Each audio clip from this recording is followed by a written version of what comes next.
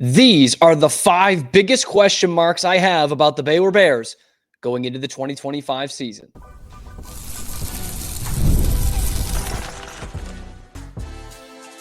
You are Locked On Baylor, your daily podcast on the Baylor Bears. Part of the Locked On Podcast Network, your team every day. Hello there, Bears fans. Welcome to another episode of Locked On Baylor, the only daily podcast dedicated exclusively to Baylor athletics. That's not just part of that great school that we all love in Waco, Texas. It's brought to you by Monarch Money today, and it's part of the Locked On Podcast Network, where it's your team every day. I'm Cam Stuart, your host. ESPN Central Texas, the Cam Show on YouTube. You guys kind of know the drill. Today, we're talking about the top 5 questions that we have for this Baylor football season as they start fall camp. They start football practices this week. Then we will also have to address quite possibly the weirdest press conference answer in the history of mankind. And it just so happened to come from our football team's fearless leader, Dave Aranda. All that and more coming up on this episode of Locked On Baylor. We start where we start. And it all starts this week, July the 30th. That is Wednesday. The Baylor Bears will hit the field for the first time for fall practice, and the 2025 season will be more or less underway before it gets underway just under a month from now when the Bears take the field against Auburn. All kinds of positivity about this team in the offseason. Okay, and that's not a bad thing. I'm feeling very positive about this team, but it's time that we address the fact that there are some holes here. And so that's why we have narrowed it down to the 5 biggest questions for this Baylor football team that has so much hype, that has legit Big 12 championships, college football playoff kind of aspirations. What are the questions that need to get answered if the Bears are going to reach those heights?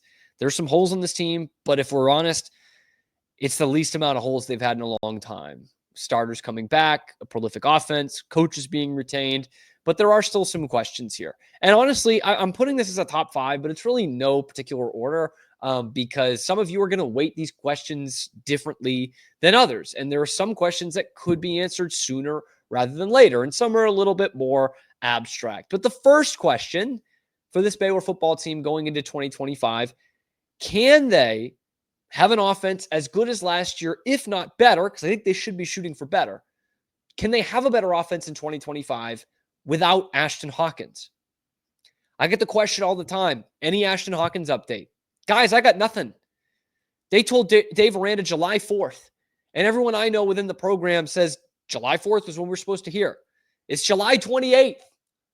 We got nothing here.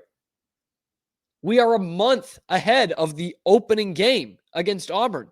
You're about to hit the practice field for the first time this week. If you're Dave Aranda and you're Jake Spavital and you're this Baylor coaching staff, you can't go in there with the idea that Ashton Hawkins is definitely going to be on this team. Even though he should be. I'm not rehashing that. I mean, we all know how we feel about that. He should be on this team. He should be eligible to play. But right now, he's not. And I said, once we get close to August and he's still not, then you can't rely on that. It's not the kid's fault, but you can't rely on him being there because of what the NCAA is doing. So can you do this without your second leading pass catcher last year? And this is going to seem very basic, but I think you'll probably agree with me here.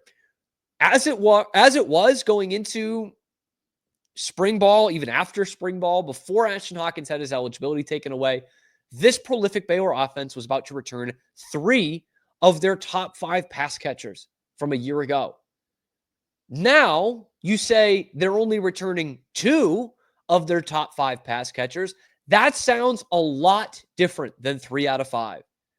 3 out of 5 is excellent continuity. You went out and got some guys in the transfer portal for depth and a little bit of something else. But now it's 2 of 5. And now you've got young guys, freshmen, sophomores, plus a couple of guys you got out of the transfer portal that are playing a role in this team and potentially starting for this team. 567 yards last year, 5 touchdowns, second on the team in both. And you take that away after finally having some continuity at the quarterback position and them actually taking reps in spring ball. That's a big loss. Because again, that is super important.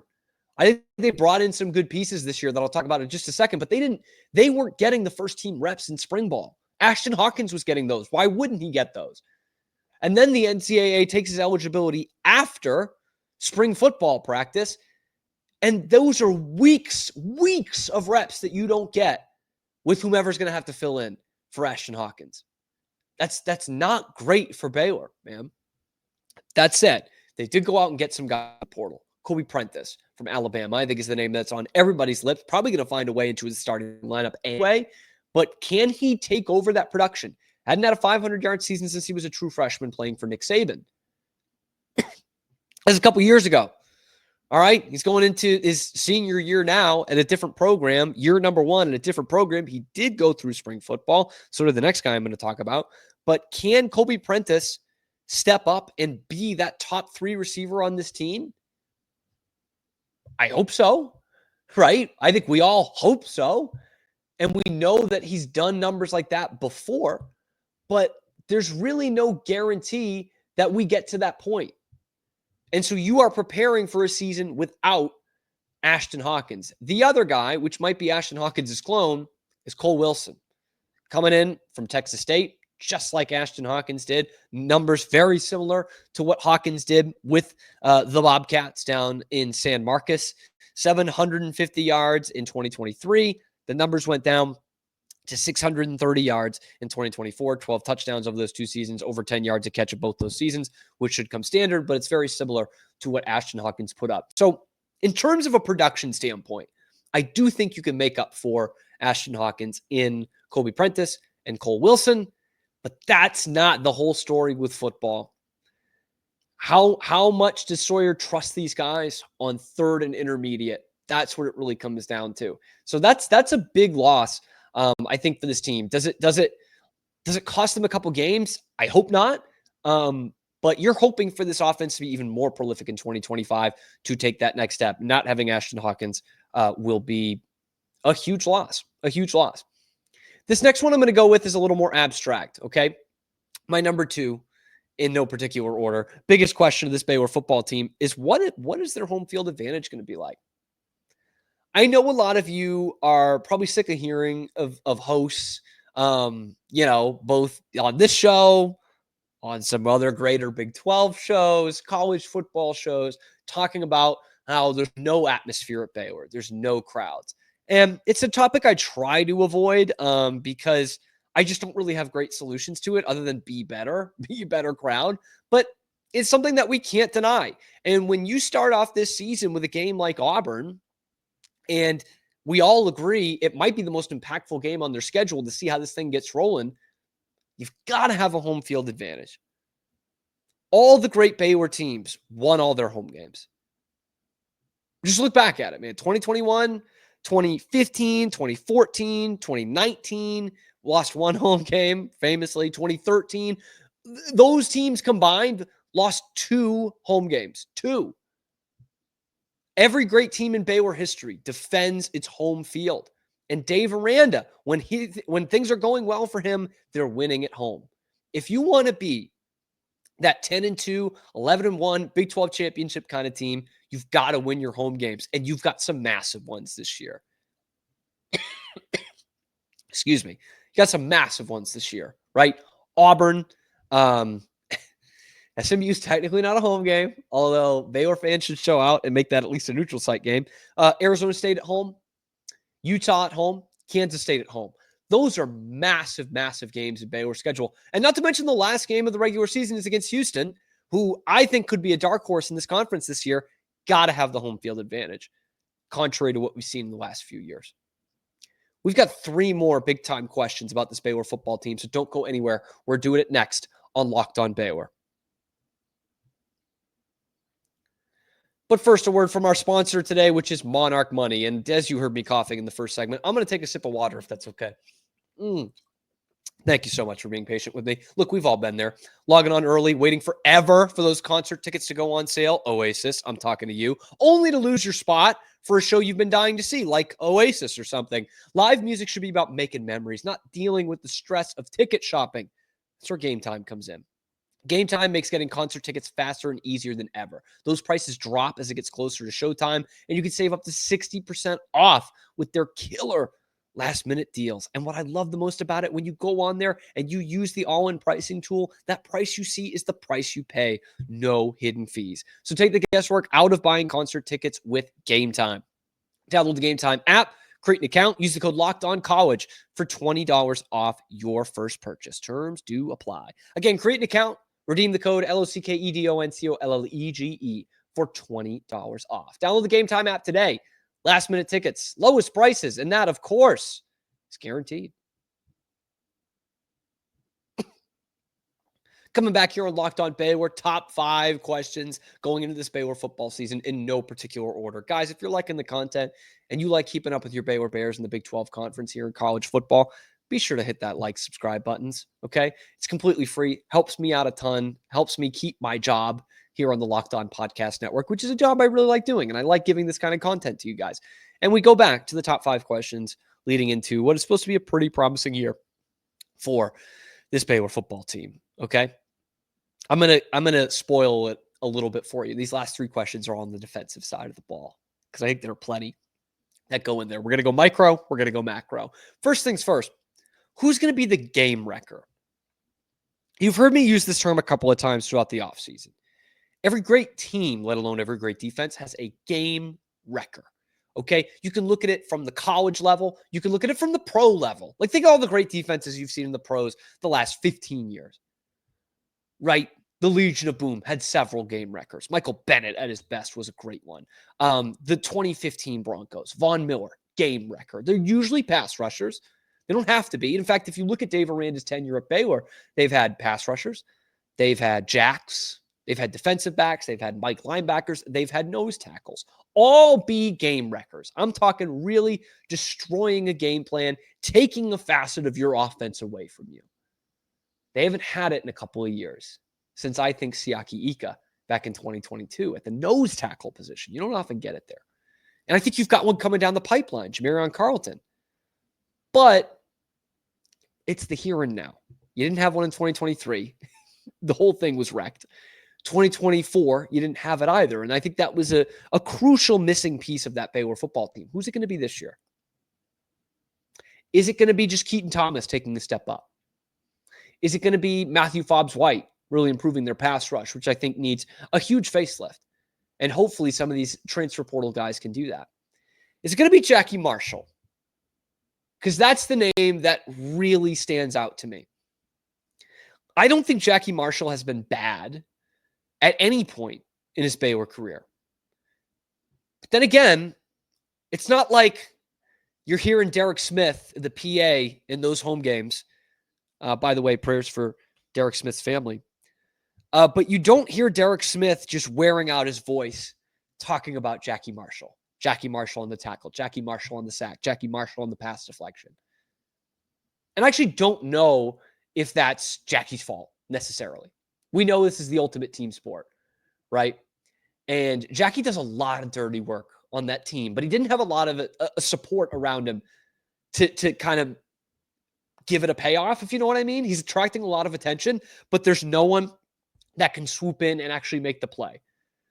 I think back to 2015, Jamal Palmer had a great year. No disrespect to Jamal Palmer. He had a great year because Sean Oakman was on the other side, getting a lot of attention. Who's the guy on the other side? And can someone take some attention so Jackie Marshall can be the playmaker? Okay, because he's going to get legit NFL draft buzz this year. There are a lot of people who see Jackie Marshall as a guy playing on a defensive line at the next level. And without getting that kind of game-breaking ability yet, mainly because of the pieces around him, he hasn't probably stood out as much as he can. And we know that LSU coaches were talking him up, talking to him after the bowl game, saying, hey, why don't you come home and come play for us? So there's high regards for Jackie Marshall, both the college level and those looking at the next level. Can he be that game wrecker? Or can his ability allow for someone else to look like the game wrecker, the way Jamal Palmer did in 2015? It's a big question for this team. They need one of those. Sticking again on the defensive side of the ball, but moving on to the back end. What are we going to get out of Caden Jenkins? It seemed like I've talked about Caden Jenkins a lot in this offseason, like I'm picking on Caden Jenkins. I'm not doing that. Garrett Nussmeier is. Shedeur Sanders is. The Big 12 offensive coordinators are. Okay? Any way you slice it, it was a step back year for Caden Jenkins after having a terrific freshman season where he looked like a future all Big 12 kind of corner when all these schools were after him and he decided to keep his commitment to Baylor. That was not the Caden Jenkins we saw last year. But what we saw in 2023 shouldn't be a fluke. Again, it sounds like I'm picking on him. I'm doing it because the kid's got a lot of talent. And I think he should be a leader for these defensive backs. And boy, talk about a year when they need someone to step up. Caden Jenkins should be that guy. There are holes elsewhere, right? You got to talk about Calvin Simpson-Hunt jumping right into this defense. You've got an injured guy who's going to be a starting safety, Devin Turner, who's out for the whole season. I'm going to talk about him a little bit in the next question. But Caden Jenkins just has to be better.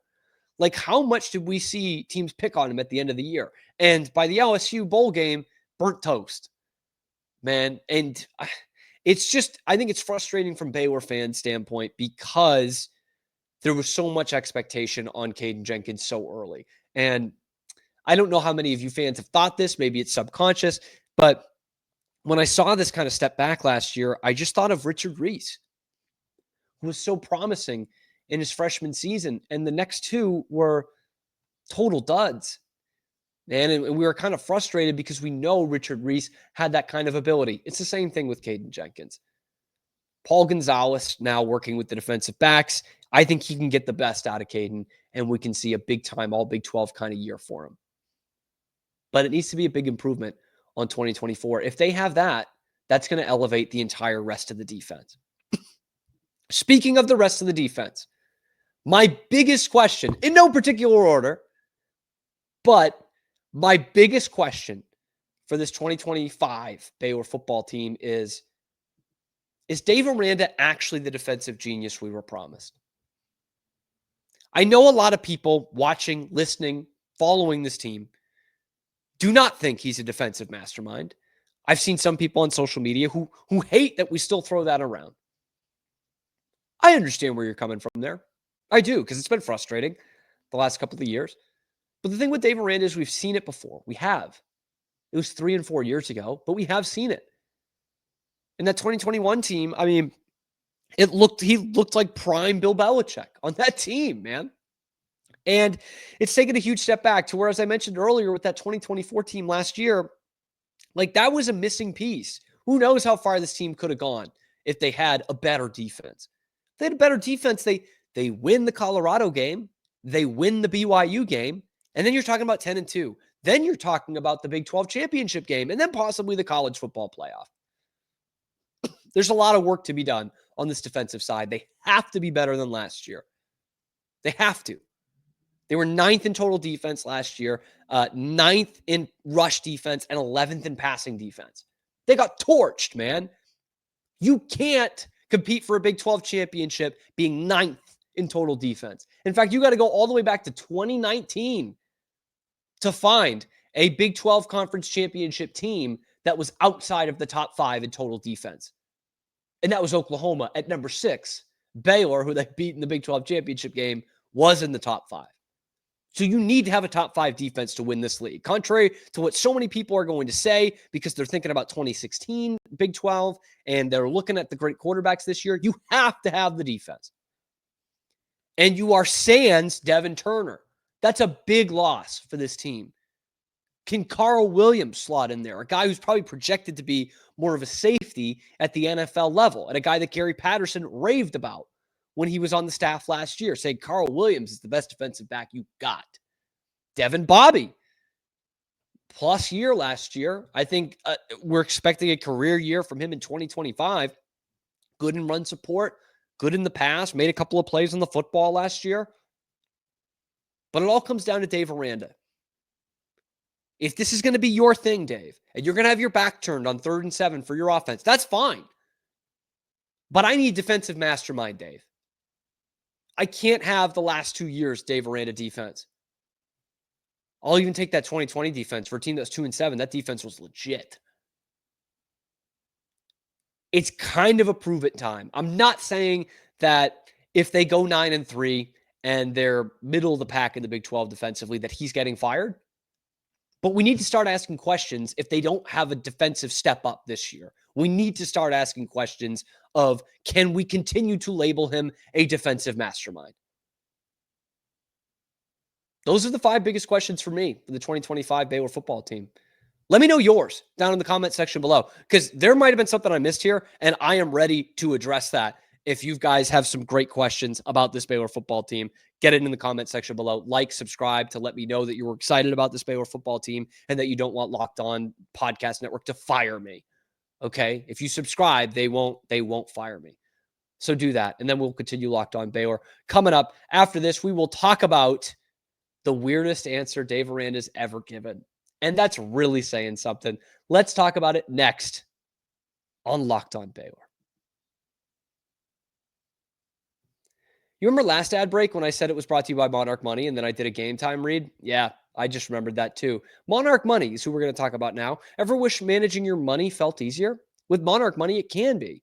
Whether you're growing your savings or planning a big purchase, Monarch puts you in the driver's seat. It's like having your own personal CFO. It gives you full visibility and control over your finances. It's so much more than a budgeting app. Okay, it's a complete financial command center. You can track all your accounts, investments, and spending in one place. So in addition to managing your money, you're also building your wealth. We all do it, right? Beginning of the year, middle of the year, end of quarter one. You have got financial goals that you want to hit. The best way, and in my opinion, the only way to track that is through Monarch Money. And you could look at shared and personal accounts with your partner, and it's all in one place. So take control of your finances with Monarch Money. Use the code LOCKEDONCOLLEGE at monarchmoney.com for 50% off your first year. That's monarchmoney.com, code LOCKEDON, COLLEGE, for half off your first year. Continuing on Locked On Baylor, I'm your host, Cam Stuart. Like, subscribe, find us on YouTube and wherever you find your podcasts as well. We're talking biggest questions in Baylor football going into the season. We've already hit that. Now we've got to talk about the fearless leader, Dave Aranda, a little bit. I'm sure most of you have seen the video by now. I hope so. If you haven't, go and find it, because I've been told not to play it on the network here. Dave Aranda at the Texas High School Coaches Association on Friday gave the most bizarre answer Dave Aranda has ever given, which is really saying something. We've seen some weird ones in the past, but I've usually been able to translate. I can speak Dave Aranda at this point. This one, I'm not quite there. I'm not fully getting a grasp on it. So he's talking about a scene from The Wolf of Wall Street, a movie that I'm sure most of my viewers and listeners have seen. Most people have seen, right? Most moviegoers have seen that movie. And he's talking about the controversial world of vertically challenged people being tossed. He used an un-PC term that I'm not allowed to use on the Locked On Podcast Network. I found out recently that it's a non-PC term, so I'm not going to fault Dave Aranda for that. I just can't use it here. Okay? And he's talking about how they have to convince the vertically challenged people that they're one of them, so it doesn't feel like they're making fun of them, and he's relating it to recruiting. I get nothing. I'm not lying when I say this. I've had some people reach out over the weekend and say, what does this mean? And I have to be like, brother, sister, father, mother, I have no idea what this means. But where I do get confident about this Baylor football team is the fact that Dave went completely off the deep end with that answer. And my favorite part about it is at the end, he does his Dave thing where he then kind of looks around with one eyebrow raised, as if to say, I've answered your question in a serious way. There's no joke about this. Who is giving me the next serious question that I can give a serious answer to? As I just talked about vertically challenged people tossing at Stratton Oakmont in a movie. Like, what was that, man? What was that? The reason why this gives me so much confidence in this Baylor football team is we've kind of got crazy Dave again. I know there are people listening and watching this right now that are like, God, this guy just, he can't help himself. Every press conference, he's saying something really weird like this. That's not true. Dave hasn't said anything really weird in a couple of years. He said some infuriating things, right? He said some things in the press conference that you're like, Dave, shut up. I don't care that you had a good week of practice, as we're now 3-8 and we just lost by 4 touchdowns. I don't care that you had a good week of practice. I don't want you to be honest to a fault when you're saying we just weren't ready to play today for the 4th week in a row. You know, we've had those press conferences over the last couple of years, but we haven't had the Berenstein Bears in like 3 or 4 years. And when Dave Aranda was getting weird with the press conference answers, you know what Baylor was doing? They were winning football games. Berenstein Bears, that stuff made sense. I understood that. I could translate that. It actually made a ton of sense most of the time. It was weird, but it made a ton of sense. Here I am, the king of forced analogies, as someone who speaks fluent Dave Aranda. I got nothing. I have no idea what this means. He gave an answer so crazy and so nonsensical that nobody understands what it means. And I'm sitting here thinking, Baylor might be able to go 11-1. When Dave's weird, they win. That's the weirdest Dave we've ever heard. Again, if you haven't heard it, do yourself a favor. Listen to it. It's gonna get you pondering stuff for a couple hours, but it's worth it. How does Leo DiCaprio and Jonah Hill tossing around vertically challenged people, how does that relate to Baylor football winning 11 games in 2025? Right there, man. We've got full on 11 out of 10 weird Dave right back. But is it the weirdest thing he said? Let me know in the comment section below. Be sure to like the video, subscribe to the channel if you're expecting big things from this Baylor football team this year. We're the only Baylor football podcast coming to you 5 days a week, exclusively Baylor stuff that's not talking about anything else, that's not directly related to the university. That's us, baby. Thank you so much for making it your first listen today and every day. We will see you on another one tomorrow. Your favorite show, Locked On Baylor.